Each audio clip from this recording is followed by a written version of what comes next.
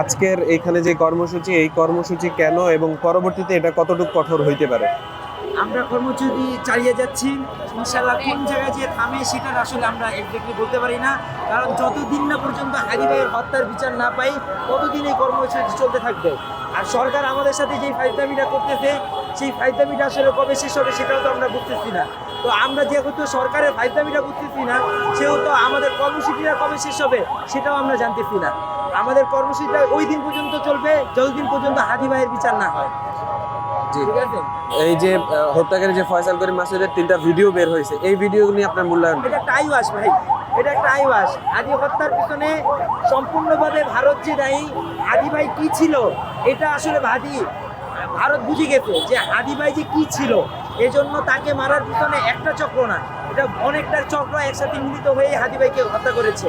বিশেষ করে আমাদের এটার সাথে যুক্ত আছে আমাদের উপদেষ্টা মণ্ডলী সহ যারা যারা আছে তারা যুক্ত, আরো অনেকগুলো দল, নাম বলতে চাই না, এরকম অনেক দল এটার সাথে যুক্ত থাকতে পারে, এটাও আমরা আশাবাদী। হাদি ভাই যে কি ছিল এটা বুঝতে পারছে অনেক বড় বড় দল, ভারত, এমনকি অনেক কিছু। এই জন্য হাদি ভাইকে হত্যা করার জন্য একটা চক্র না, অনেকটা বড় একটা চক্র জড়িত, যার কারণে হাদি ভাইকে মারার পরে আজকে এতদিন পরও হাদি ভাইয়ের কোনো বিচার হয়নি। ফয়সাল করিম খুব সহজেই ভারতে পালিয়ে গেছে। আর যেই জিনিসটা আপনারা দেখতেছেন দুবাইয়ের, এটা আসলে একটা আইওয়াস। এই সরকারও আমাদের সাথে একটা আইওয়াসের খেলা খেলতেছে, সবকিছু মিলে আমরা একটা আইওয়াসের মধ্যে আছি। অতএব আমরা এই রাজপথে এত সহজেই ছাড়তেছি না যতদিন না পর্যন্ত হাদি ভাইয়ের বিচার হয়। আপনি বললেন যে উপদেষ্টারাও দায়ী আছে, আপনারা মানে স্পেসিফিকলি কাকে কাকে দায়ী করছেন? বা ভাই একটা জিনিস দেখেন, আমাদের আসিফ স্যার যে উনি এতদিন পর্যন্ত আসলে কি করলেন? একটা দেশকে শুধু অর্থনীতির উপরেই চলে ভাই, একটা দেশের উপরে কি আছে এখন?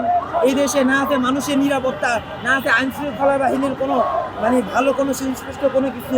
এই দেশটা শুধু ডক্টর ইউনূস সাহেব আসলেন, অর্থনীতির দিকে আগায় দিয়ে গেলেন। এই দেশটার ভিতরে কার নিরাপত্তা আছে? ওপেনলি একটা মানুষকে খুন করে চলে গেল ভারতে, অথচ আমরা কাউকেই ধরতে পারলাম না। এটা ফাইজলামি ছাড়া ভাই আর কি হতে পারে বলেন? এই জন্য আমরা বিস্তৃতভাবে আইন উপদেষ্টার উপরে আমরা দায়িত্ব পাচ্ছি। প্রধান উপদেষ্টাও এটার সাথে আমরা মনে করি জড়িত, স্পষ্টভাবেই বলতে পারি, কারণ সে বিচারের কথা যেভাবে বলছে। হাদি ভাই দেখেন মারা যাওয়ার আগে পুরো দেশের একটা রোডম্যাপ দিয়ে গেছে, সুন্দর একটা রোডম্যাপ দিয়ে গেছে যে কিভাবে কি করা যায়। একটা রোডম্যাপের একটা অংশ প্রধান উপদেষ্টা কি শুনছে?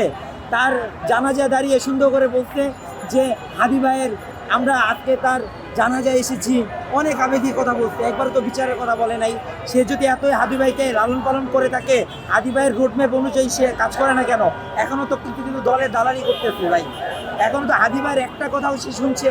হাদি ভাই বিভিন্ন বক্তৃতায় প্রধান উপদেষ্টাকে হাত জোর করে বলছে, স্যার আপনি এইভাবে আগান, আপনার বয়স বেশি হয়ে গেছে, আমার বাবার থেকে 20 বছর বয়স বেশি, আপনি আপনার মতন করে চলেন। ফখরুল সাহেব ছিল না, সে এরকম ঝিমানো মুরগি কেন? এর মাধ্যমে তো আমরা বুঝতে পারি প্রধান উপদেষ্টা সহ আইন উপদেষ্টা সবাই এর সাথে জড়িত।